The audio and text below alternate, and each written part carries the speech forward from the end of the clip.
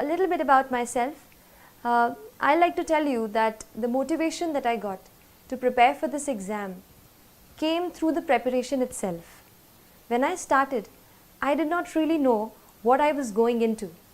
But when I started reading much and more, I found out that there are many people in this world, in our country, who are unfortunate, more unfortunate than we ever can be.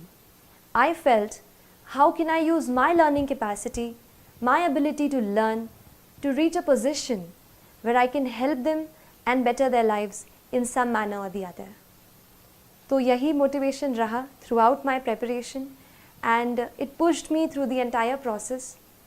And I'll tell you that this exam would not only help you change other people's lives, but ये आपको भी एक बेहतर इंसान बनने में मदद करती है.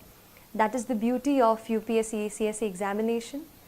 It makes you into a person who's much more sensitive, who's much more responsible, and who looks forward to doing something for the society.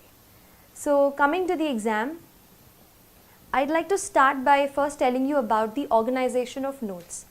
Now I feel that the syllabus which we have got, the UPSC syllabus, is our guiding light. It will tell you at every step कि आपको क्या important है और क्या नहीं है. इसीलिए एक UPSC सिलेबस की कॉपी मैंने अपने स्टडी टेबल पर हमेशा रखी. उसके साथ ऑर्गेनाइजेशन ऑफ नोट्स एक दूसरा पॉइंट है जिस पे आपको सबसे ज़्यादा काम करने की ज़रूरत है, क्योंकि मैंने भी यही किया. अपने नोट्स को मैंने अपने सिलेबस को अलग अलग टॉपिक्स में हम डिवाइड जैसे कर लेते हैं वैसे डिवाइड किया, और हर टॉपिक को मैंने एक अलग फोल्डर बनाया. तो उससे रिलेटेड जो भी मुझे एडिटोरियल कहीं न्यूज़पेपर में या कहीं इंटरनेट पे ऑनलाइन मैंने उसके बारे में पढ़ा, तो वो सारा मटेरियल मैंने उस एक फ़ोल्डर में डाल दिया. उससे ये हुआ कि जब मैंने रिवीजन करने की कोशिश की तो I found everything at one place. तो एक ये चीज़ है कि अपने नोट्स को आप अच्छे से ऑर्गेनाइज करें. ये काम आपको स्पेशली ज़्यादा ऑप्शनल में आएगा, क्योंकि ऑप्शनल में भी जैसे मेरा ऑप्शनल सोशियोलॉजी था, तो उसमें ये सब्जेक्ट मेरे लिए नया था, लेकिन उसके सिलेबस के साथ मैं उसको हमेशा सिलेबस को साथ रखा मैंने, और प्रीवियस ईयर के पेपर्स को मैंने देखती रही मैं. ऑप्शनल के पेपर में थोड़ा ऐसा है कि थीम्स जो हैं कई बार रिपीट होती हैं टॉपिक्स के, तो उन थीम्स पे आप हमेशा फोकस करते रहिए, और कुछ थीम्स के आप अलग से नोट्स बनाइए खुद. मैंने कोशिश की कि मैं खुद अपने नोट्स रेफरेंस बुक से बनाऊं, क्योंकि जब मैं खुद उसको लिख लेती थी तो जो अंडरस्टैंडिंग है वो मेरी बेटर हो जाती थी. तो खुद के नोट्स पे मैंने खुद नोट्स बनाने की ज़्यादा कोशिश की.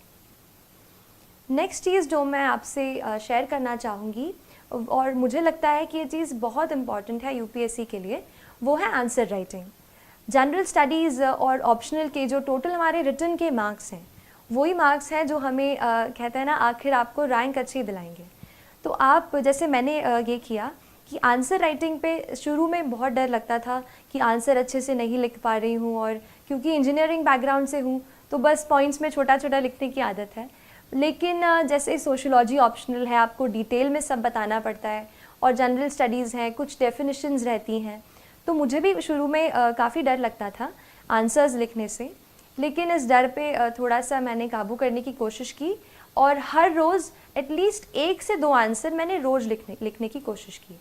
भले ही मैं आंसर अच्छा नहीं लिख पाती थी, शुरू में बहुत दिक्कतें आई, लेकिन बार बार जब आप आंसर्स लिखते हैं और क्वेश्चंस अच्छे स्टैंडर्ड के क्वेश्चंस लेते हैं, जैसे UPSC के ही आप प्रीवियस ईयर के क्वेश्चंस ले लीजिए, उन क्वेश्चंस से मुझे ये समझ में आया कि असली एग्ज़ाम का स्टैंडर्ड क्या है.